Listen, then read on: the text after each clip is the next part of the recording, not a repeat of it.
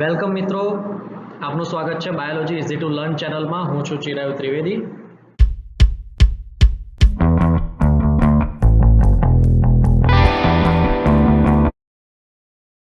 પૂર્વફલન ઘટનાઓ એમાં પ્રથમ મુદ્દો જન્યુજનન. અગાઉના વિડીયોમાં આપણે ચર્ચા કરી હતી કે લિંગી પ્રજનનની જે ઘટનાઓ છે પૂર્વફલન, ફલન અને પશ્વફલન, આ ત્રણેય ઘટનાઓને હવે ક્રમશઃ આપણે શીખવાનું છે. એમાં પહેલો તબક્કો છે જન્યુજનન.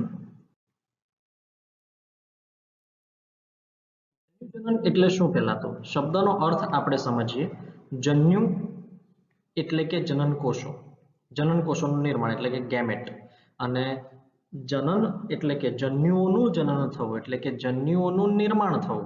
આને કહીશું આપણે જન્યુ જનનની પ્રક્રિયા એટલે કે ગેમેટોજીનેસિસ. જીનેસિસ શબ્દ આવે એટલે મિત્રો આપણે સમજી શકીએ કે તે કંઈક નવું નિર્માણ કરવાની વાત છે, કંઈક નવું સર્જન કરવાની વાત છે. તો જન્યુજનનની વ્યાખ્યા શું થશે? જન્યુજનન એ જન્યુઓના નિર્માણની ક્રિયા છે. એકદમ સિમ્પલ ડેફિનેશન છે. જન્યુજનન એ જન્યુઓના નિર્માણની ક્રિયા છે. તો જે દરમિયાન બે પ્રકારના જન્યુઓ વિશે આપણે ચર્ચા કરી છે. એક નર પ્રકારના જન્યુ હોય અને બીજા માદા. તો જે દરમિયાન બે પ્રકારના જન્યુઓ સર્જાય છે, નરજન્યુ અને માદાજન્યુ, અને જન્યુઓ હંમેશા એકકીય કોષો જોવા મળે છે. બરાબર છે? તો આની અગાઉના વિડીયોમાં પણ આપણે ચર્ચા કરી હતી. તો ફરીથી એકવાર જોઈએ કે જન્યુજનન એ જન્યુઓના નિર્માણની પ્રક્રિયા છે. બે પ્રકારના જન્યુ, નર અને માદા જન્યુઓ એકકીય એટલે કે એન તરીકે એને સિમ્બોલાઇઝ કરવામાં આવે છે. તો એકકીય કોષો છે. અહીંયા આપણને આકૃતિમાં કેટલાક વિવિધ પ્રકારના કોષો છે તેની ચર્ચા કરીને દર્શાવેલી છે. તો સૌથી પહેલું જે છે એ છે ક્લેડોફોરા લીલ માટેનું. તો ક્લેડોફોરા લીલમાં જુઓ કયો નરજન્યુ છે, કયો માદાજન્યુ છે, સ્પષ્ટ આપણે ઓળખી શકતા નથી. તો આ પ્રકારના જન્યુઓને કેવા જન્યુ કહીએ આપણે? સમજન્યુ.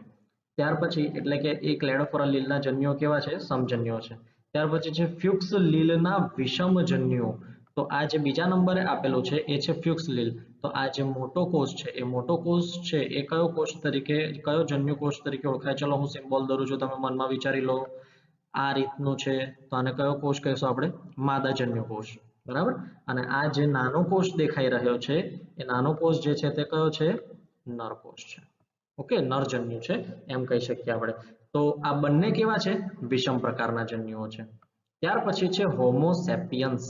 હોમોસેપિયન્સ એટલે કે માનવ, આપણે જાણીએ છીએ. તો એના વિષમ જન્યુઓ. તો આ જે શુક્રકોષો જોવાઈ રહ્યા છે એ શુક્રકોષો કોની અંદર જોવા મળે? નરની અંદર જોવા મળે. જ્યારે અંડકોષ જે છે એ અંડકોષ મોટા છે, કોની અંદર જોવા મળે? તે માદાની અંદર જોવા મળે. બરાબર? તો આ એક ફ્યુક્સ લીલ અને માનવ, આ બંનેના ઉદાહરણ આપેલા છે વિષમ જન્યુ સંદર્ભમાં. અને જે ક્લેડોફોરા લીલ છે એ સમજન્યુ એટલે કે એની બાહ્યકર રચનાની દ્રષ્ટિએ જોવા જઈએ તો આપણને બંને એક સરખા અને સમાન જોવા મળે છે. સમજન્યુઓ વિશેની કેટલીક માહિતી જોઈએ. સમજન્યુઓ કોને કહીએ? તો કેટલીક લીલમાં બંને જન્યુઓ દેખાવમાં સરખા હોય જેથી તેમને નર અને માદા જન્યુ તરીકે જુદા તારવી શકાતા નથી, અને તેથી તેમને સમજન્યુ એટલે કે હોમોગેમેટ્સ અથવા તો પછી આઇસોગેમેટ્સ તરીકે ઓળખવામાં આવે છે. તો અહીંયા ખાસ ધ્યાન આપજો કે કોની અંદર આવું જોવા મળે છે? કેટલીક લીલની અંદર દેખાવમાં કેવા છે? એકદમ સરખા છે. એટલે બહારથી જોઈએ ને તો આપણને બંને કેવા જોવા મળે? એક સમાન જોવા મળે, જેથી નરજન્યુ અને માદાજન્યુ બંનેને એક કયું નરજન્યુ છે અને કયું માદાજન્યુ આપણે સ્પષ્ટ ખબર પડે નહીં. એકદમ આઈડેન્ટિકલ, એકદમ જુડવા જેવું જોવા મળે. તેથી તેમને સમજન્યુઓ તરીકે ઓળખવામાં આવે છે અને સમજન્યુઓને કહીએ આપણે હોમોગેમેટ્સ. હોમો એટલે કે સમાન, સરખું. બરાબર? તો હોમોગેમેટ્સ, ગેમેટ્સ એટલે કે જન્યુઓ. તો હોમોગેમેટ એના માટે બીજો શબ્દ વપરાય છે આઈસો. આઈસો એટલે પણ સરખું. આઈસોમર તમે કેમિસ્ટ્રીમાં ભણ્યા હશો. તો આઈસો એટલે પણ સમાન. તો આઈસોગેમેટ્સ, ગેમેટ્સ એટલે કે જન્યુઓ. બરાબર? તો આ બે મુખ્ય તફાવત એના. તો આ એની આકૃતિ છે અને આ તમે અગાઉના સ્લાઇડમાં જોઈ ચૂક્યા છો કે આ કોની આકૃતિ છે? તો એનું ઉદાહરણ છે ક્લેડોફોરા લીલ. બરાબર? ક્લેડોફોરા લીલ છે માટેનું ઉદાહરણ છે. હવે આ એક મુદ્દો આપણે શીખ્યા સમજન્યુ. એવો જ મુદ્દો આપણે શીખીશું વિષમજન્યુનો. પણ એ બંનેને તફાવત તરીકે પણ આપણને અભ્યાસક્રમમાં આપણે જે પેપર સ્ટાઇલ છે પેપર સ્ટાઇલમાં આપણને પૂછી શકાય 2 માર્કમાં, તો તમે કેવી રીતે લખશો? તો બંનેને એક સાથે આપણે શીખવાડવાનો પ્રયત્ન કર્યો છે, એકદમ કાળજીપૂર્વક અભ્યાસ કરજો. તો બીજું છે વિષમજન્યુ. તો વિષમજન્યુ જે છે એ મોટા ભાગના લિંગી પ્રજનન કરતા સજીવોમાં ઉત્પન્ન થતા બંને જન્યુઓ બાહ્યાકાર વિદ્યાની દ્રષ્ટિએ અલગ પ્રકારના હોય છે, એટલે કે બહારથી જોવામાં એ બંને એકબીજાથી તદ્દન જુદા જોવાય છે. જેમ કે અહીંયા ફ્યુક્સ અને માનવના જનન કોષોની આકૃતિ આપેલી છે, તો તેથી તેમને શું કહીએ આપણે?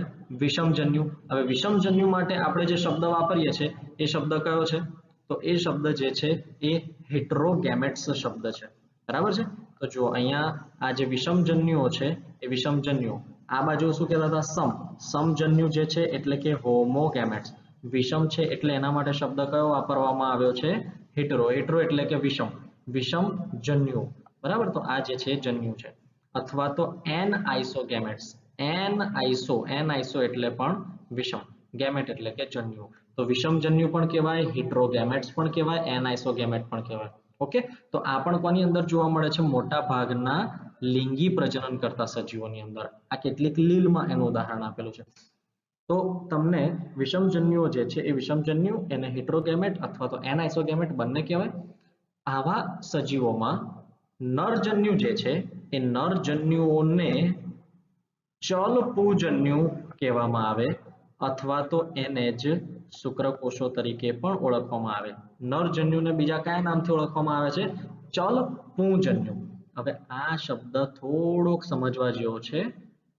ચલ એટલે કે ચલિત. નરજન્યુ છે તે ચલિત હોય છે. પું શબ્દ જે છે એ નર માટે આઈડેન્ટિફાઈ કરે છે આ પું શબ્દ જે છે તે, અને જન્યુનો મતલબ થાય છે જનનકોષ, બરાબર.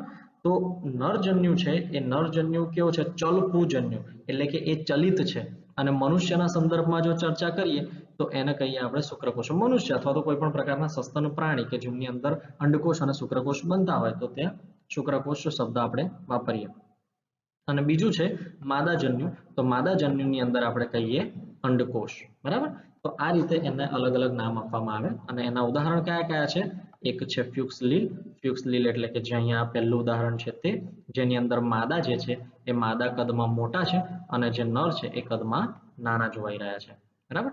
અને બીજું છે હોમોસેપિયન્સ.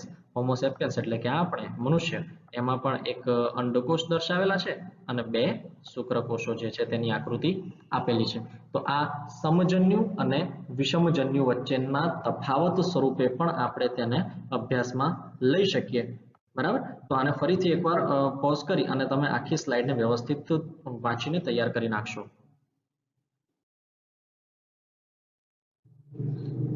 પૂર્વફલન ઘટનાઓ, જન્યુજનન, સજીવોમાં જાતીયતા. બીજો મુદ્દો છે સજીવોમાં જાતીયતા. જાતીયતા એટલે કે જાતિ નક્કી કરતું, લિંગ નક્કી કરતું. અહીંયા સંદર્ભ લેવાનો છે લિંગ નક્કી કરતું, બરાબર. અગાઉના વિડીયોમાં આપણે જોયું હતું સમજન્યુ અને વિષમજન્યુના સંદર્ભમાં. અહીં આપણે શીખવાનું છે સજીવોમાં જાતીયતા સંદર્ભિત. મુદ્દાનો જ ટોપિક છે સજીવોમાં જાતીયતા. સામાન્યતઃ લિંગી પ્રજનન 2 ભિન્ન સજીવોના જન્યુઓનું જોડાણ થાય છે. ભિન્ન એટલે કે જુદા જુદા, બરાબર. એટલે કે લિંગી પ્રજનનની પ્રક્રિયા થાય તો એક નરજન્યુ હોય, બીજો માદાજન્યુ હોય, અને આ 2 જન્યુઓ જે છે એ બંને જન્યુઓનું જોડાણ થશે. પણ દરેક વખતે આ સાચું જ હોય એવું હોતું નથી. તો સ્વાભાવિક રીતે આપણને વનસ્પતિમાં આવા કેટલાક ઉદાહરણો જે છે એ ઉદાહરણો નોંધવા સરળ છે કે દરેક વખતે ભાઈ જન્યુનું નિર્માણ થાય અને લિંગી પ્રજનન થાય અને પછી જ પુષ્પ બને એવું નથી જોવા મળતું. કેટલીક વખત એક પાર્થેનોજેનેસિસ તરીકેની એક પ્રક્રિયા આવે છે કે જેને અફલિત તરીકે પણ, એ અફલિત જે ફલિતાંડ છે એમાંથી પણ નવા સજીવનું સર્જન થઈ શકે, ફળનું નિર્માણ થઈ શકે. તો એવા ઘણા મુદ્દાઓ જે છે એ મુદ્દાઓ વનસ્પતિમાં અપવાદ ઉદાહરણો આપણને જોવા મળે છે. અહીંયા આપણને કેટલાક એક્ઝામ્પલ્સ આપેલા છે, જેમાં અળસિયું છે. જે અળસિયું છે શુક્રપિંડ અને અંડપિંડ બંને એક સાથે ધરાવે છે. પ્રાણીઓમાં જોવા જઈએ તો અળસિયું છે. બીજું આપેલું છે આપણને વંદો. વંદાની અંદર શુક્રપિંડ અને અંડપિંડ અલગ અલગ સજીવની અંદર જોવા મળે છે, જ્યારે અળસિયાની અંદર એક જ સજીવમાં જોવા મળે છે. વનસ્પતિની અંદર કારા વનસ્પતિ છે. તો તો એમાં અંડજન્યુધાની માદા જાતીય અંગ છે અને પૂજન્યુધાની એ નર જાતીય અંગ એક જ વનસ્પતિ ઉપર સ્થિત છે. જ્યારે પછી માર્કેન્શિયા આપેલું છે જેમાં માદા સુકાય અને નર સુકાય બંને જુદા છે. સુકાય એટલે કે સરળ શરીર, એમાં સ્ત્રીજન્યુધાનીધર અને પૂજન્યુધાનીધર પણ આપેલા છે અને બીજું એક પુષ્પ આપેલું છે આપણને જેમાં પુંકેસર અને સ્ત્રીકેસર બંને એક જ પુષ્પની અંદર હાજર છે. તો આ બધાને જીવ વિજ્ઞાનની ભાષામાં કેવી રીતે આપણે વર્ણન કરી શકીએ તે સંદર્ભની માહિતી આપણે આ મુદ્દાની અંદર શીખવાની છે. તો આ સજીવોમાં લિંગિતા એટલે કે જાતીયતા એની વિવિધતા છે. દ્વિલિંગી, ઉભયલિંગી, એકલિંગી પ્રાણી, પછી એક સદની, દ્વિસદની, દ્વિલિંગી પુષ્પ, આ બધાની વ્યાખ્યા સાથે આપણે અભ્યાસ કરીશું. તો સૌથી પહેલા શીખ્યા આપણે દ્વિલિંગી વનસ્પતિ, સમસુકાયક, એક સદની. આ વસ્તુ ખાસ ધ્યાન રાખવાની છે કે આ ત્રણે ત્રણ એકબીજાના સમાનાર્થી શબ્દો છે. દ્વિલિંગી કહો કે પછી સમસુકાયક કહો કે પછી એક સદની કહો, ત્રણે ત્રણ શબ્દનો અર્થ એક સમાન છે. તો નર અને માદા પ્રાજનનિક રચના એક જ વનસ્પતિમાં જોવા મળે તેને દ્વિલિંગી વનસ્પતિ તરીકે ઓળખવામાં આવે છે. નર અને માદા પ્રાજનનિક રચના, નર અને વનસ્પતિના સંદર્ભમાં છે તો નર પ્રાજનનિક રચના કઈ? પુંકેસર. અને માદા પ્રાજનનિક રચના કઈ? સ્ત્રીકેસર. તો એ બંને જો કોઈ એક જ વનસ્પતિમાં જોવા મળે તેને આપણે કહીએ છીએ દ્વિલિંગી વનસ્પતિ. તો અહીંયા કેટલાક ઉદાહરણ આપેલા છે: કાકડી, નારિયેળ અને કેટલીક ફૂગ અને વનસ્પતિમાં દ્વિલિંગી પરિસ્થિતિને સૂચવતો શબ્દ જે છે જેને કહીએ છીએ આપણે સમસુકાયક, હોમોથેલિક. સુકાયક એટલે કે સરળ શરીર અને હોમો એટલે કે સમાન, અને એને જ કહીએ આપણે એક સદની, મોનોએશિયસ. બરાબર. તો એના માટે ઉદાહરણ છે કારા, કાકડી અને નારિયેળ. તો અહીંયા આ શબ્દને થોડોક વિસ્તારથી આપણે સમજવાનો પ્રયત્ન કરીએ કે જે આ શબ્દ છે કે એક સદની, અહીંયા છે ને થોડુંક આપણે ગુજરાતી ભાષા ઉપર ભાર આપીએ. સદન શબ્દનો અર્થ થાય છે ઘર. સદન શબ્દનો અર્થ શું થાય છે? આપણું ઘર, હાઉસ, હોમ. બરાબર. તો આ એક સદની શબ્દનો મતલબ થાય છે કે નરજન્યુ અને માદાજન્યુ અથવા તો નર પ્રજનન અંગ અને માદા પ્રજનન અંગ કોઈ એક જ સદનમાં વસવાટ કરતા હોય. સદન એટલે કે ઘર. તો જો એક જ સદનમાં વસવાટ કરતા હોય તો તેને શું કહીશું આપણે?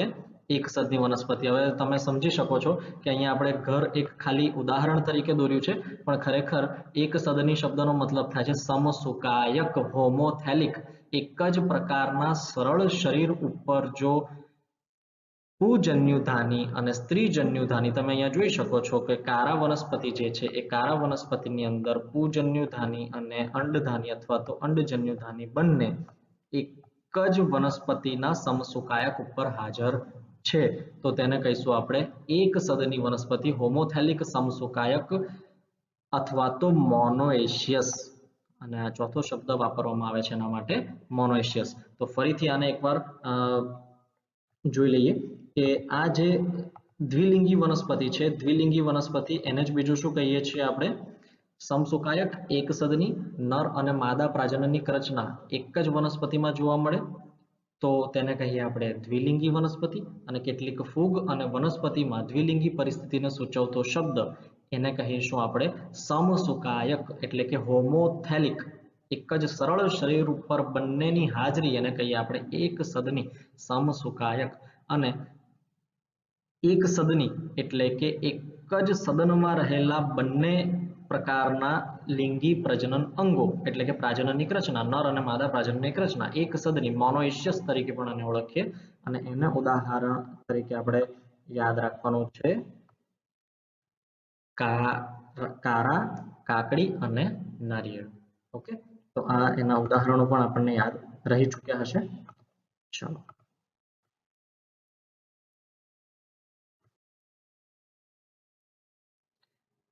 બીજો શબ્દ છે એકલિંગી વનસ્પતિ.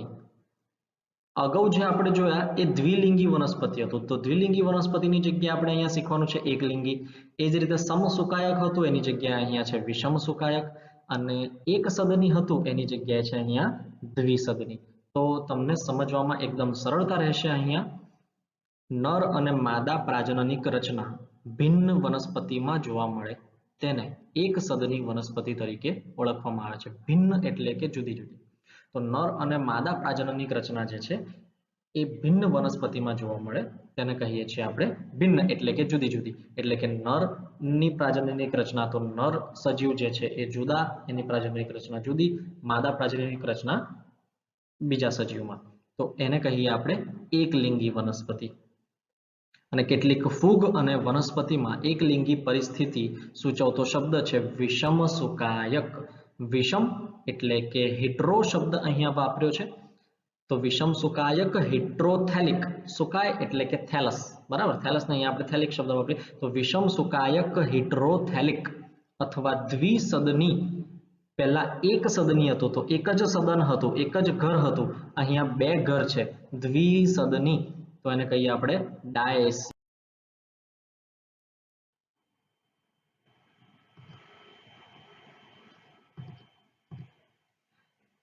તો સપુષ્પ વનસ્પતિ છે એ સપુષ્પ વનસ્પતિમાં એકલિંગી નર પુષ્પને પુંકેસરીય એટલે કે પુંકેસર ધરાવતું પુષ્પ કહેવાય. અને એકલિંગી માદા પુષ્પ હોય તો એને સ્ત્રીકેસરીય પુષ્પ એટલે કે સ્ત્રીકેસર ધરાવતું પુષ્પ તરીકે ઓળખવામાં આવે છે. અને એકદમ સહેલું કે જો સપુષ્પી વનસ્પતિ હોય તો તેમાં એકલિંગી નર પુષ્પને પુંકેસરીય એટલે કે પુંકેસર ધરાવતું પુષ્પ અને એકલિંગી માદા પુષ્પને સ્ત્રીકેસરીય પુષ્પ એટલે કે સ્ત્રીકેસર ધરાવતું પુષ્પ કહે છે. એના ઉદાહરણ છે માર્કેન્શિયા, પપૈયું અને ખજૂર. બરાબર, આના ઉદાહરણો આપણે ખાસ યાદ રાખવાના. એકલિંગી એટલે કે નર અને માદા બંને પ્રજનનિક અંગો જુદા જુદા સજીવોમાં હાજર હોય તેને એકલિંગી વનસ્પતિ કહેવાય. વિષમસુકાયક એટલે કે બંને જે નરજન્યુ એટલે કે નર પ્રાજનનિક અંગ અને માદા પ્રાજનનિક અંગ બંને જુદા સુકાય ઉપર જોવા મળે છે, અલગ અલગ શરીર ઉપર જોવા મળે છે, તો એને કહીએ વિષમસુકાયક હેટ્રોથેલિક. અને દ્વિસદની તો બંને જુદા જુદા ઘરમાં રહે છે, દ્વિસદની, બરાબર. તો બંને નર પ્રાજનનિક અંગ જુદું છે, માદા જુદું છે, બંનેના ઘર જુદા, દ્વિસદની ડાયએસિયસ તરીકે પણ એને ઓળખવામાં આવે. અને એના ઉદાહરણ છે માર્કેન્શિયા, પપૈયું અને ખજૂર. કેટલાક પ્રાણીઓના સંદર્ભમાં જો આ ચર્ચા કરીએ, અત્યાર સુધી જોયું આપણે કે આ ચર્ચા જે છે એ વનસ્પતિના સંદર્ભમાં કરીએ આપણે કે એક સદની, દ્વિસદની, એકલિંગી વનસ્પતિ, દ્વિલિંગી વનસ્પતિ, સમસુકાયક વનસ્પતિ, વિષમસુકાયક વનસ્પતિ, આ બધી જ ચર્ચાઓ વનસ્પતિના સંદર્ભમાં હતી. અહીંયા આપણે કેટલાક પ્રાણીના સંદર્ભમાં ચર્ચાઓ કરીએ. તો ઉભયલિંગી પ્રાણી, દ્વિલિંગી પ્રાણી, એને જ બીજું કહીએ આપણે હર્મેફ્રોડાઇટ્સ. આ ત્રણ સમાનાર્થી શબ્દો છે, ઉભયલિંગી, દ્વિલિંગી કે પછી હર્માફ્રોડાઇટ્સ. જે પ્રાણી નર અને માદા બંને પ્રજનન અંગ ધરાવે છે તેથી તેમને ઉભયલિંગી કે દ્વિલિંગી પ્રાણી કહે છે. એકદમ સરળ વ્યાખ્યા છે કે કોઈ એક જ પ્રાણી છે જેની અંદર નર અને માદા બંને પ્રજનન અંગોની હાજરી છે તો તેમને કહીશું આપણે ઉભયલિંગી કાં તો દ્વિલિંગી અથવા તો અંગ્રેજીમાં યાદ રાખીશું હર્મેફ્રોડાઇટ્સ.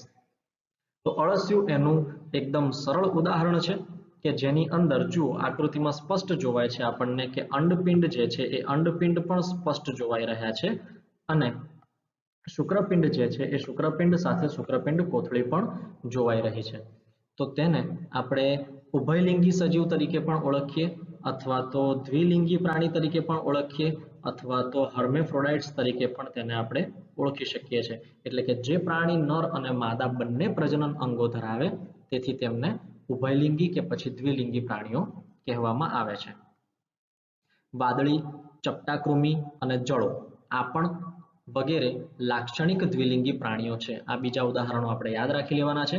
સૌથી પહેલું ઉદાહરણ આપણે યાદ રાખ્યું અળસિયું અને બીજા છે વાદળી, ચપટાકૃમિ અને જળો. તો એ લાક્ષણિક દ્વિલિંગી પ્રાણીઓ તરીકે ઉદાહરણમાં યાદ રાખીશું. એકલિંગી પ્રાણી, હવે જો તમને દ્વિલિંગીમાં સમજ પડી હોય તો એકલિંગી તો એકદમ સરળ છે, યુનિસેક્સ્યુઅલ એનિમલ એટલે કે જે પ્રાણીમાં માત્ર નર અથવા માત્ર માદાના પ્રજનન અંગો હાજર હોય તેમને એકલિંગી પ્રાણી કહે છે. જે પ્રાણીમાં માત્ર નર અથવા માત્ર માદાના પ્રજનન અંગો આવેલા હોય તેમને દ્વિલિંગી પ્રાણી કહેવાય. તો અહીંયા વંદાના પ્રજનન અંગોની આકૃતિ આપેલી છે જેમાં શુક્રપિંડ જે છે એ શુક્રપિંડ નર વંદામાં જોવા મળશે, અંડપિંડ એ માદા વંદામાં જોવા મળશે અને વંદો જે છે તે એકલિંગી. પૂર્વફલન ઘટનાઓ, જન્યુજનન, એમાં ત્રીજો તબક્કો જન્યુ નિર્માણ દરમિયાન કોષ વિભાજન. આ એક ખૂબ અગત્યની ઘટનાઓ છે પૂર્વફલન ઘટનાઓની અંદર. એમાં જન્યુજનનના તબક્કામાં જ સૌથી પહેલા આપણે જોયું સમજન્યુ અને વિષમજન્યુનો વિડીયો તમે જોયો જ હશે. ત્યાર પછી તમે જોયો સજીવોમાં જાતીયતા વિશે, એમાં આપણે ચર્ચા કરી વનસ્પતિ સંદર્ભે અને પ્રાણી સંદર્ભે જાતીયતા. અને હવે એ જન્યુઓ નિર્માણ થયા પછી એનું નિર્માણ દરમિયાન કોષ વિભાજન કેવી રીતે થશે તેના સંદર્ભનો આ વિડીયો છે.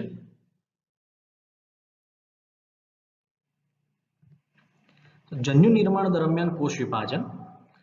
તો તમામ વિષમજન્યુક જાતિઓ બે પ્રકારના જન્યુઓ, એક નર અને માદા, આવા બે જન્યુઓનું નિર્માણ તો કરે છે. નામ જ છે એનું વિષમજન્યુક. વિષમજન્યુક એટલે કે બંને જન્યુઓ કેવા હશે? જુદા જુદા. નરજન્યુ જુદું અને માદાજન્યુ પણ જુદું. તો વિષમજન્યુ જાતિમાં બે પ્રકારના જન્યુઓ છે, નર અને માદા. જન્યુઓ એકકીય હોય છે. એકકીય એટલે કે એન, જે આપણે અગાઉ ભણી ચૂક્યા છીએ. પણ પિતૃ વનસ્પતિ દેહ જેમાંથી તેઓ સર્જાય છે તે એકકીય અથવા તો દ્વિકીય હોઈ શકે. આ બહુ ઇન્ટરેસ્ટિંગ છે. પિતૃ વનસ્પતિ દેહ જેમાંથી તેઓ સર્જાય છે તે એકકીય એટલે કે એન અથવા તો પછી દ્વિકીય પણ હોઈ શકે. એટલે કે વનસ્પતિનો જે દેહ છે એ એવું બની શકે કે એ એકકીય પણ હોય, એન પણ હોય, અથવા તો દ્વિકીય પણ હોય, 2n પણ હોય. બરાબર છે. પણ જન્યુઓ તો હંમેશા કેવા રહેવા જોઈએ? એકકીય જ રહેવા જોઈએ. તો એકકીય પિતૃ જે છે એ એકકીય પિતૃ સમવિભાજન દ્વારા જન્યુઓ ઉત્પન્ન કરે છે. બરાબર?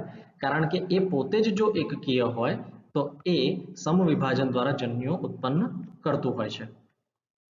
મોનેરા, ફૂગ, લીલ અને દ્વિઅંગીમાં સમાવાયેલ ઘણા સજીવો એકકીય વનસ્પતિ દેહ ધરાવતા હોય છે. તો આનું એક આપણે એક્ઝામ્પલ લઈએ અને એક્ઝામ્પલ બહુ જ સરળ છે.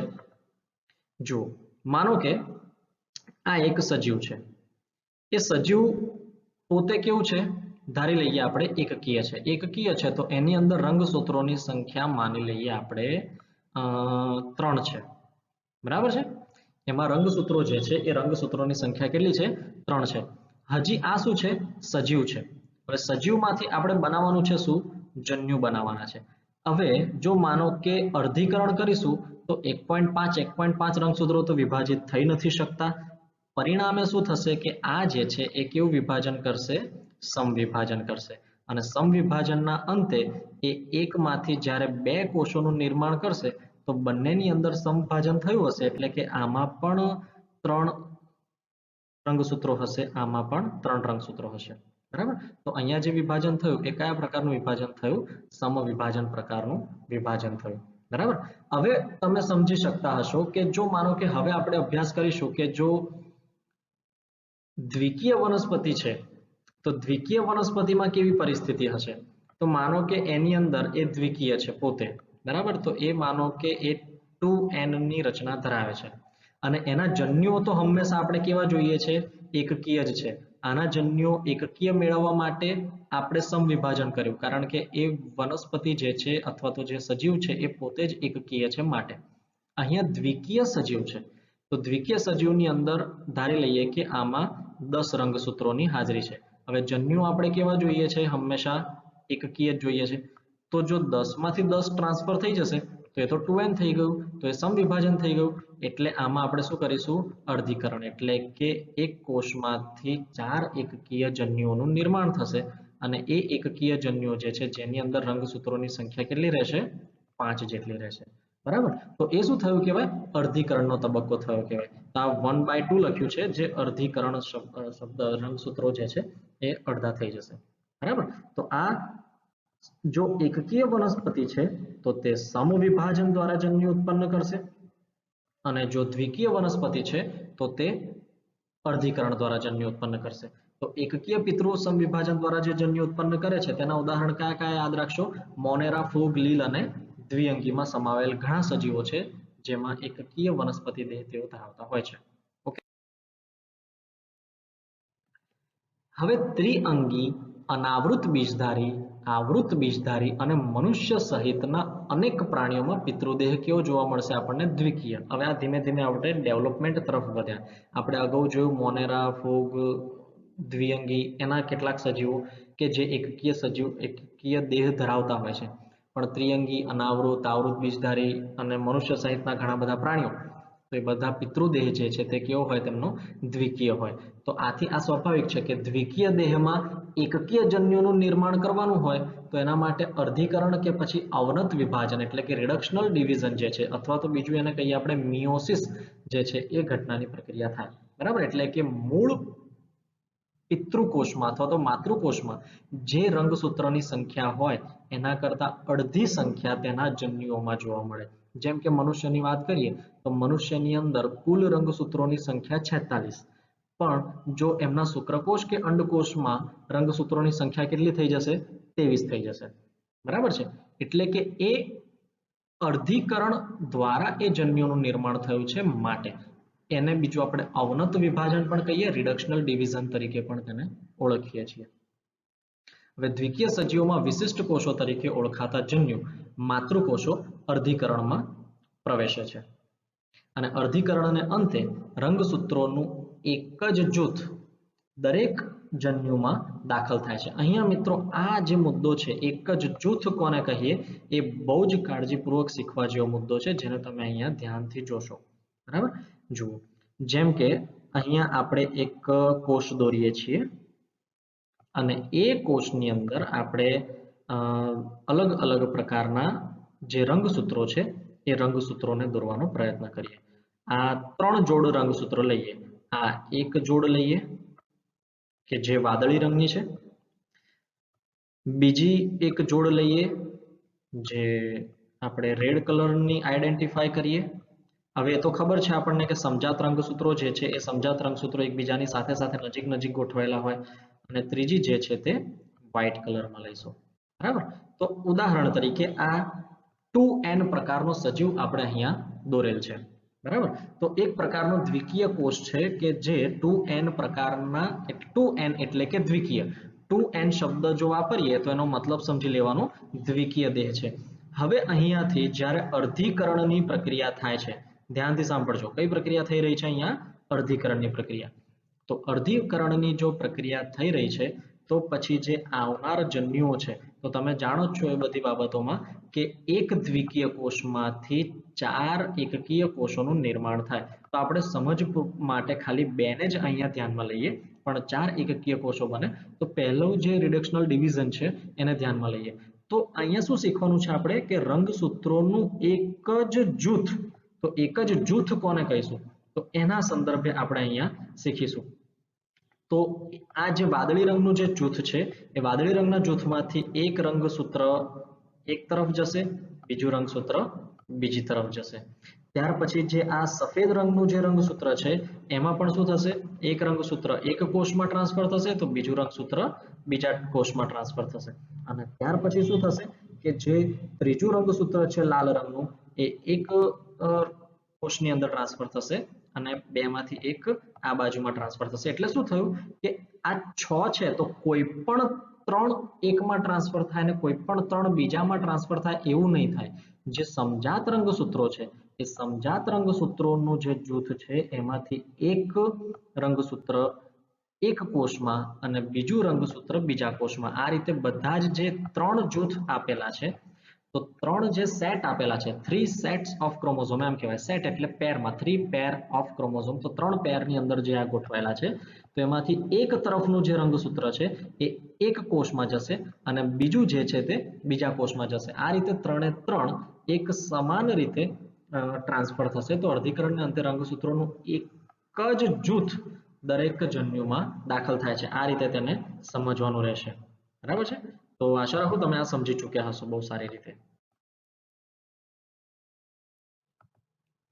તો અહીં આપણને પાઠ્યપુસ્તકનું એક ટેબલ આપેલું છે અને બહુ જ સરળ છે. ગુણાકાર ભાગાકારની મદદથી જ આને શીખવાનું છે અને એકદમ ઇઝીલી તમે શીખી શકશો.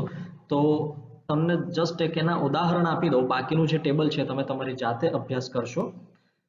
જેમ કે અહીંયા મનુષ્ય આપેલો છે.